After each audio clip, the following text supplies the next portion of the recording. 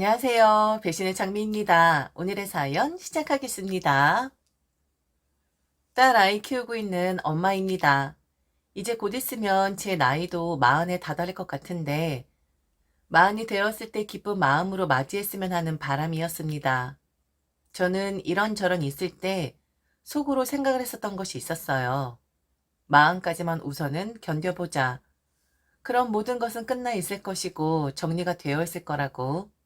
딱 2년만 있으면 마흔인데, 다행스럽게도 지금 정리가 되었고 즐거운 마음으로 마흔을 맞이할 수 있을 것 같네요. 이혼을 하고 결혼 생활 중에 부당한 일을 당하고 참 제가 겪었던 서른의 중반은 아픔 그 자체였었습니다. 하지만 이제는 흘러갔으니까 편안한 마음으로 제 이야기를 좀 들려드리겠습니다. 저는 어렸을 때부터 요리를 좋아했습니다. 인형 놀이할 때 소꿉장난을 했었고 여러 가지 풀들로 직접 썰고 모양을 내어 요리 놀이하는 것을 참 좋아라 했었어요.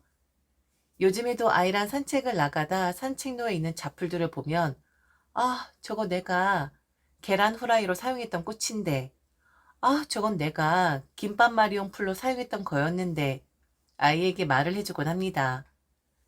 제잘 아이 손을 잡고 저렇게 말을 하면 아이는 저를 빤히 바라보기만 하더라고요. 요즘 애들은 저런 식으로 소꿉놀이를 하진 않으니까. 암튼 요리를 좋아했던 저는 고등학교도 대학교도 요리를 전공했고, 그리고 일 또한 제가 좋아하는 요리 쪽에서 시작을 하게 됩니다. 그리고 요리를 좋아하는 것은 저뿐만이 아니라 바로 제 동생도 그랬었는데요. 엄마 아버지는 저희 둘을 보면서 부모가 식당을 하니 니들도 그 길로 가는 거냐고 좀 아쉬워하시긴 했었죠. 공부하기를 바라시긴 했지만 어쩌겠습니까? 공부에는 관심이 없었는데 사실 그것도 있는 것 같긴 해요. 저희 부모님은 백반집을 운영하셨던 분들입니다. 지금은 그 백반집을 동생이 받아서 하고 있긴 한데 어렸을 때부터 엄마 아버지를 도와 재료를 다듬었던 저희는 자연스럽게 요리라는 것에 쉽게 노출이 될 수밖에 없었죠.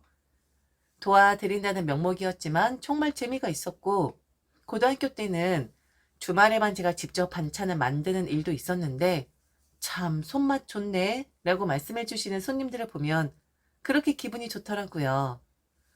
손을 많이 썼었고 찬물에도 손을 많이 담궜던 저는 손이 조금 못생겨지긴 했지만 그래도 만족했고 정말 제가 좋아라는 일이긴 했습니다.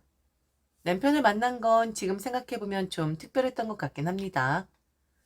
사실 저보단 자신의 동료들과 접점이 더 많았을 텐데 참 기가 막히게도 둘이 눈이 맞았거든요. 저는 남편 회사의 구내식당에서 일을 하는 조리사였습니다. 어느 날 같이 일하는 조리사분이 제게 그러는 거예요. 아무래도 남편을 가리키며 저를 좋아하는 것 같다고. 동료 중에 넉살 좋으신 조리사분이 계셨는데 남편이 그분께 제 이야기를 물어봤다라는 겁니다. 자기한테 남자친구 있냐고 물어봤다고 하더라. 어머, 무슨 일이니? 저 남자가 자기 좋아하나 봐. 에이, 진짜요? 맨날 가리고 있는데 날 뭘 안다고? 이쁜 사람은 그냥 알아보는 법이야. 그리고 자기 몰라? 자기 은근 인기 많아? 아니에요. 인기는 무슨. 그리고 부담스러워요. 저분은 나이도 많아 보이는데 안 그래요?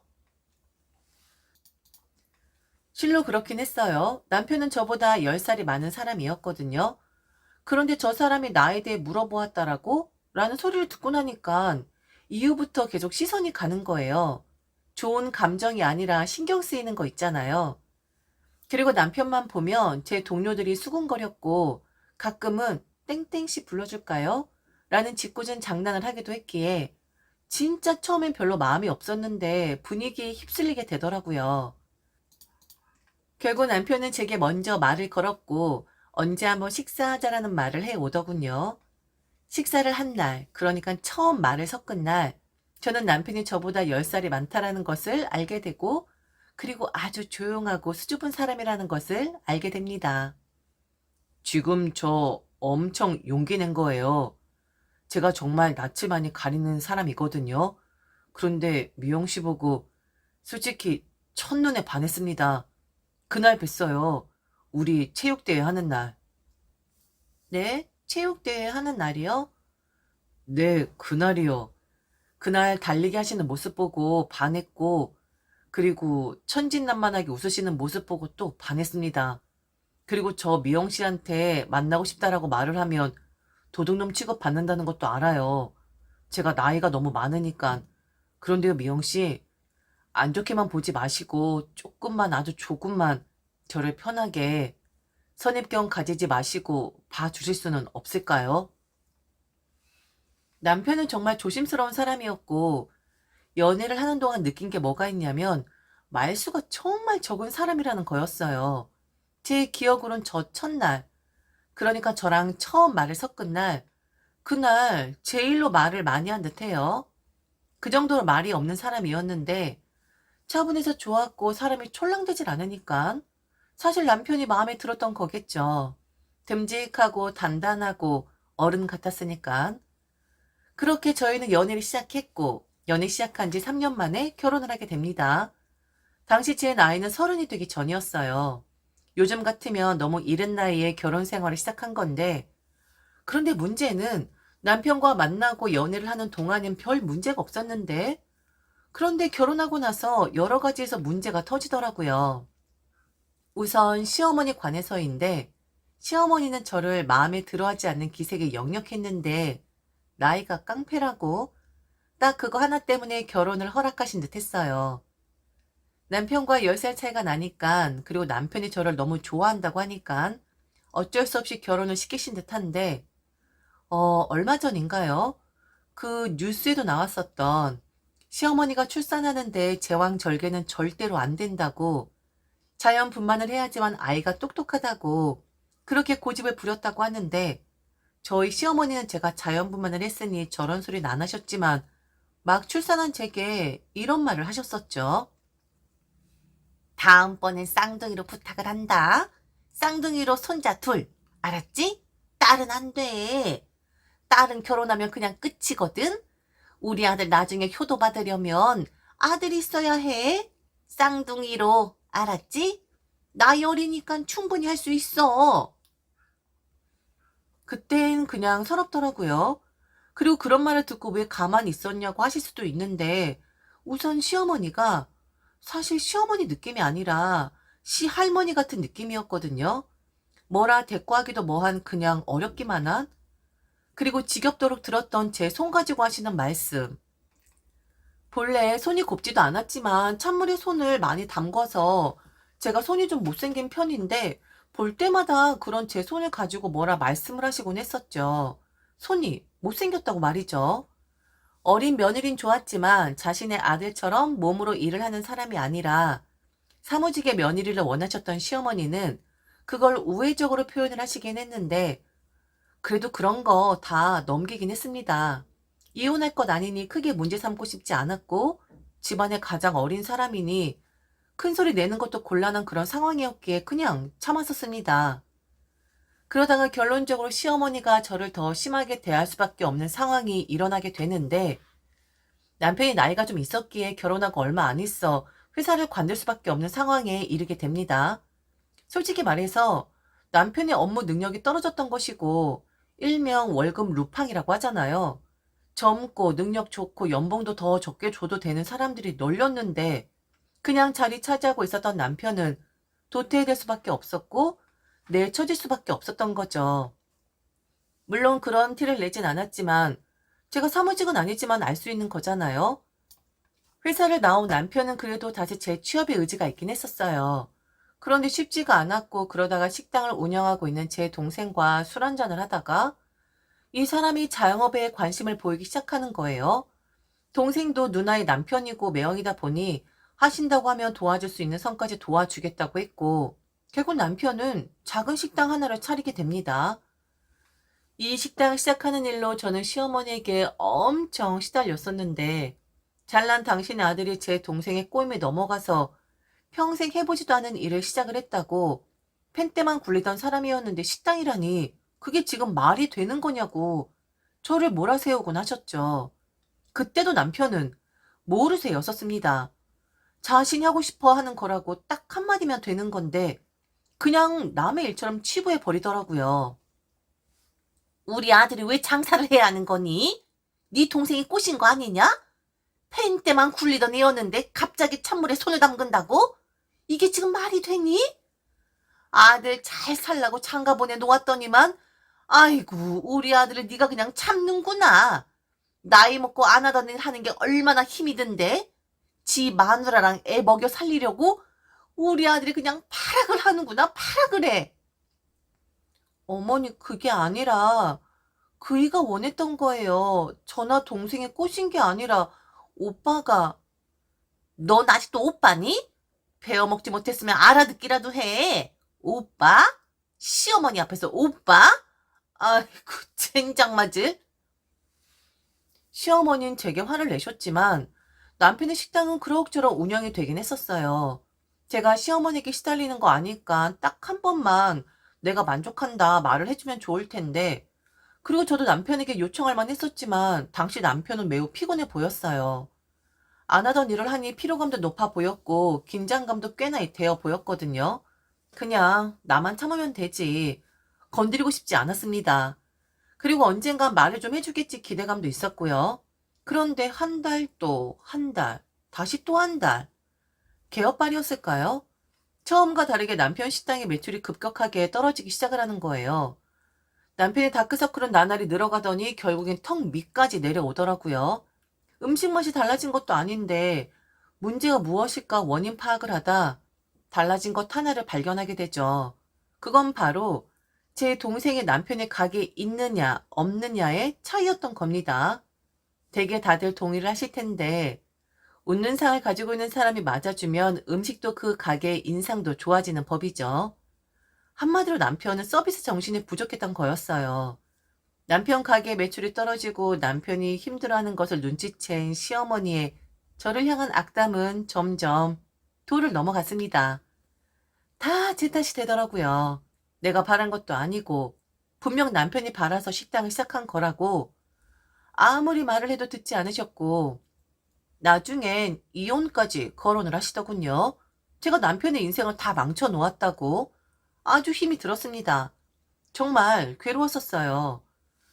결국 아무 말 하지 않는 남편에게 제가 먼저 대화 신청을 했고 그 대화를 하면서 저희는 해결점을 찾게 됩니다. 너무 힘든데 그렇다고 안 할 순 없잖아. 장사라는 건 아무나 하는 게 아니었네. 그래도 해야지. 안 하면 뭐 다른 뾰족한 수가 있겠어?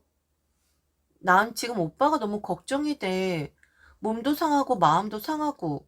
그리고 어머니가 얼마나 걱정을 하시는데 그렇다고 동생 보고 매일 오라고 할 수도 없고. 그래서 말인데 동생이 오빠 식당을 인수하겠다고 하더라고. 오빠 들어간 돈 다 돌려받을 수 있을 것 같아. 그냥 그 돈 받고 오빠는 다른 일을 찾아보는 게 낫지 않을까? 어머니 말씀처럼 평생 펜트만 굴렸던 사람이었는데 좀 쉬면서 다시 일을 찾아보는 게 나을 것 같아. 어렵게 시도한 대화였는데 물 흐르듯이 흘러가더라고요. 남편의 식당은 결국 동생이 인수를 하게 됩니다. 저 생각해서 남편이 처음 가게를 오픈할 당시 들어간 돈과 몇 달 적자 본 것까지 넉넉하게 보상을 해 주었고, 그리고 남편이 요청을 해서 넘어가게 된 그 동생 식당에서 월급을 받으며 일을 하게 되죠. 역시 먹는 장사도 사람 손을 제대로 타는 거더라고요. 동생에게 넘어가자마자 몇 달 조금 고생을 하긴 했지만 점점 원상태로 돌아오게 되었고, 그리고 남편도 편하게 매출 걱정 없이 월급 받으며 일을 하다 보니 얼굴색도 점점 돌아오게 되었고요. 다른 직장을 알아보는 것도 괜찮다 생각을 했지만 저는 이렇게 월급 받으며 일을 하는 것도 낫겠다 싶었어요. 매출 원상복귀 되었고, 아니 그전보다 훨씬 더 잘 되었고, 남편이 스트레스 받는 일도 없으니 그냥 이렇게 흘러가기를 바랐습니다.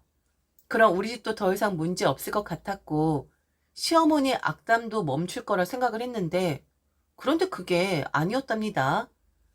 그렇게 힘들 땐 아무 말 안 턴 남편이 요즘엔 살만 난다고 너무 편하다고 신우에게 흘리듯 말을 했나 보더라고요.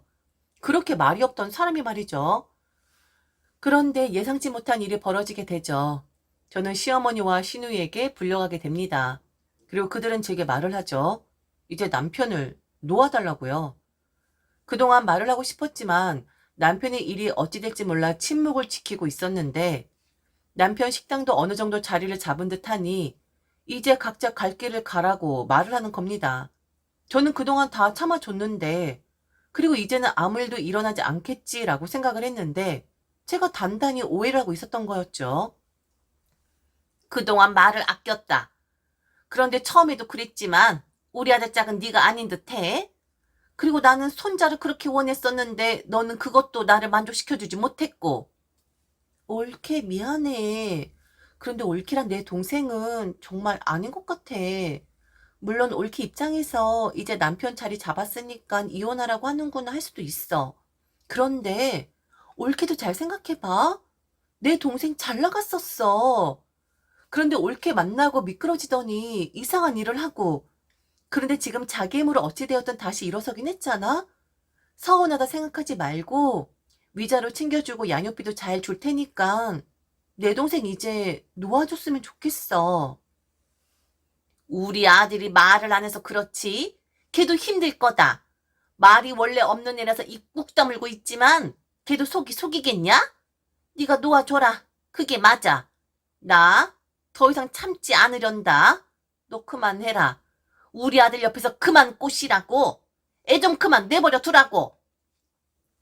참 웃기는 사람들이더라고요. 남편을 놓아줘라? 내가 붙잡고 있었던 거였나? 저는 알겠다고 했고 바로 그 자리에서 일어났습니다. 그리고 그날 저녁 시어머니와 시누이는 결국 제게 읍소를 하게 되죠. 저는 집에 돌아와서 남편에게 모든 걸 다 이야기를 했고 이혼을 하자 했어요. 이런 대우 더 이상 받고 싶지 않다고. 내가 왜 당신을 붙잡고 있는 사람 취급을 당해야 하는 거냐고. 당신 식구들은 해도 해도 끝이 나질 않아. 다 내 탓이더라. 그걸 잘 되니까 헤어지라고 하는 건가 봐.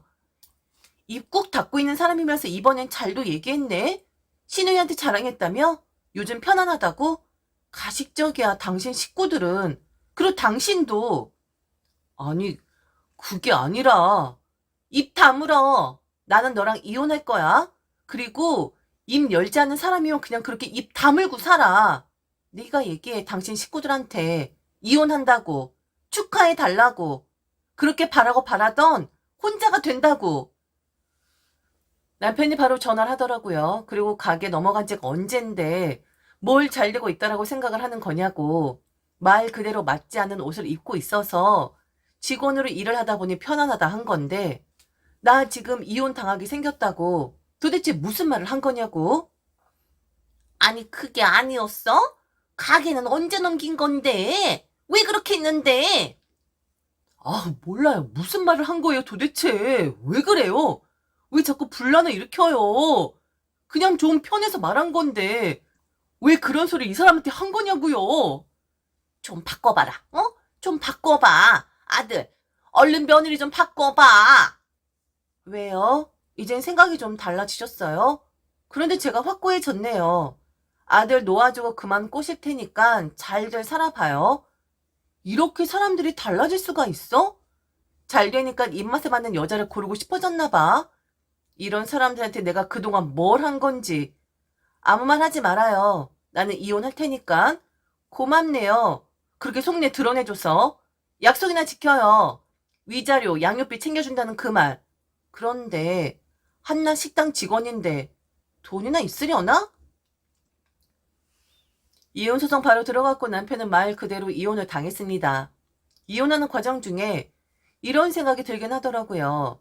남편이 자기에게 맞지 않은 옷을 입었던 것처럼 나 또한 이 사람의 아내가 될 사람이 아니었는데 맞지 않은 옷을 입고 있었더라는. 저를 붙잡으려고 울고불고 하는 시간 사람들 보면서 그런 생각은 더더욱 강해졌었고요. 달면 삼키고 쓰면 뱉어버리는 그런 사람들. 당연히 남편은 동생의 가게에서 그만 일을 하게 되었고 바로 백수가 되어버렸습니다. 뭐 잘난 사람이니까 자기한테 맞는 직장을 구하긴 했겠죠. 양육비 밀리지 않는 거 보면 그런 듯한데 딸한테 들어서 알고는 있습니다. 남편이 그의 식구들과 인연을 끊었다라는 거. 처음에 시간 사람들에게 화가 났었는데 시간이 가면 갈수록 남편에게 더 화가 나긴 하더라고요. 그런데 시간이 흐르면 흐를수록 그 화도 누그러지긴 하더군요. 왜냐면 딸의 아빠일 뿐이지 저랑은 이제 남이니까. 암튼 양육비만 밀리지 않으면 그걸로 저는 만족을 합니다. 지금까지 들어줘서 진심으로 감사합니다. 이상 배신의 장미였습니다.